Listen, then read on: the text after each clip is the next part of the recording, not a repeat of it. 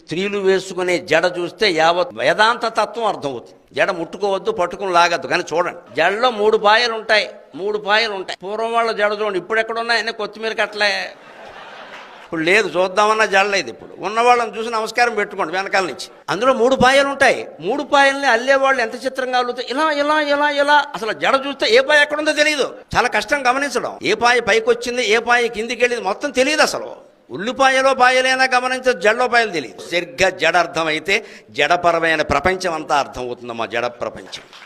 మనలో మనమే ఎప్పుడు సత్వగుణంలో ఉంటామో, ఎప్పుడు పోటీలు పడి పంతాలు పడి రజోగుణంలోకి వెళ్ళిపోతామో, ఎప్పుడు పరమ మూర్ఖులమై క్రూరంగా హింసతో తమో గుణంతో ప్రవర్తిస్తామో మనకే తెలియదండి. అదేమిటి అలా ఉన్నవాడు ఎలా అయిపోయాడు, నిన్నటి వరకు బాగానే ఉన్నాడు, ఈవేళ ఇలా ప్రవేశించింది ఓ పురుగు వాడిలో, ఏం చేయమంటాం? అదే తమో గుణం అనే పురుగు. ఆ ప్రవేశిస్తున్నప్పుడే జాగ్రత్త పడి, నేను ఎంత చదువుకున్నాను కదా, ఈ ఆలోచన వస్తే వాడు బాగుపడతాడు.